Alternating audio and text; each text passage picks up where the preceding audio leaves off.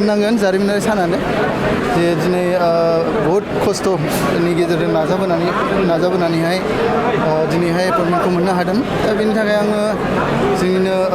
बिटिसिनि गभर्नमेन्ट आरो जोंनि मानगोनां सिएम प्रमद बर' बिथांखौबो आं साबायखर बावो जोंनिनो मानगोनां डाइरेक्टर एजुकेशन डिपार्टमेन्टनि आरो एजुकेशन डिपार्टमेन्टनि मानगोनां इएम लुसन हासदा बिथांमोनखौहाय आं साबायखर बावो जे एबारनि जे रिक्रुटमेन्ट प्रसेसखौ जे सम लानानै बेले बेजे गैयालासिनो मोजाङै सालि जालि खालामनानैहाय रिक्रुटमेन्टखौ होदों एपइन्टमेन्ट लेटारखौ होदों बेनि थाखाय आङो बिथांमोनखौहाय साबायखर बावो आरो आं बेखौनो आसा खालामो जे बहुत मानसियानो बिभिन्न रोखोमनि माबा खोथा सावरायगोन बहुत बिभिन्न धरननि राव सोदोब बाहायलायगोन दा आं सानो आंनि बे जे एपइन्टमेन्ट मोननाय बिनि माबा आन्दोआव जेबो रहस्य गैया आरो आङो बेखौनो खावलायो जोंनि बिटिसि गभर्नमेन्टखौहाय मानब गिदिर प्रमद बर' सारखौहाय जे जुदि बिदि रिक्रुटमेन्ट जायोबा बिदिनो जेबो बेले बेजे गैयालासे सम लानानैहाय माबाखौहाय रिक्रुटमेन्ट प्रसेसखौ खालामबा बहुत मोजां जायो जेरै नोंथांमोनाथ' ससियेल मिडिया बा निउसफ्रावहाय नुखादोंमोन सिगांनि बे एलपि इउपिनि रिक्रुटमेन्टनि बेलायावहाय एसे बेले बेजे जादों दा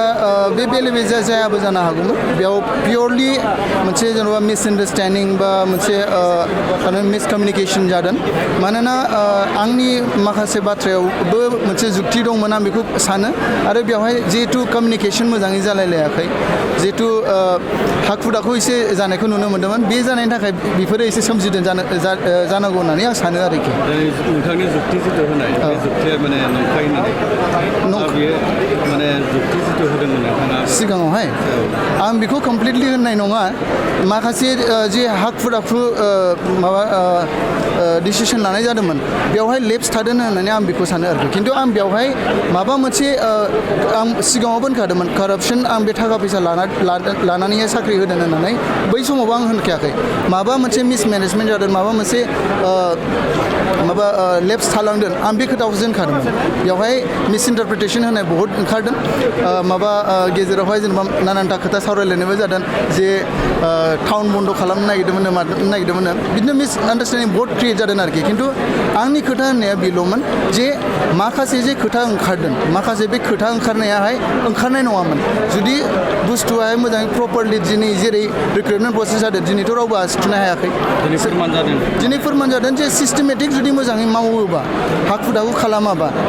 प्रसेसा जुदि मोजाङै थाङोबा स्मुथलि थाङोबा बेफोर प्रब्लेमा सोमजिया जानांगौमोन आरोखि दा ओंखायनो आं बेखौनो आसा खालामो जे जोंनि गभर्नमेन्टआहाय दा जे प्रमद बर' सार दैदेननाय गभर्नमेन्ट दङ बे गभर्नमेन्टआहाय बे जिनिसखौहाय डेफिनेटलि आरो साबसिन हामसिन खालामबावगोन जेरै दा दिनै प्रमानित जाबाय जे फेयार मिन्सजोंहाय दिनै माबा रिक्रुटमेन्टआ जादों होननानै बे प्रमानित बयबो जाय रिक्रुटमेन्ट मोनदों बिथांमोना दिनै रावबो सोंखारियाखै बा सोरबा जुदि रिजाल्टआव ओंखाराखैबाबो बिथांमोनाबो सोंखारियाखै बिथांमोनाबो बे जिनिसखौहाय ग्रहण खालामनानै लादों स' आंनि माबायाहाय दिनैनिफ्रायथ' जेनेबा नोंथांमोनाहाय एपइन्टमेन्ट आजावनाय लगे लगे राजनितिकआवथ' इसेबां लोब्बा थाखानाय नंला डेफिनेटलि बाट जे माबायाहाय जोंनि माबा हिसाबै फोरोंगिरि हिसाबै जे दायथ' बे आंनि मोनसे गोदान दायथ' आं बिबानाव लाबाय प्राइभेट स्कुलाव मावोमोन प्राइभेट स्कुलाव मावनायावबो जे माबा फोरोंगिरि हिसाबै जे दायथ' लाबोदोंमोन दिनै अफिसियेलि जेनेबा गभर्नमेन्ट रिकगनाइज मोनसे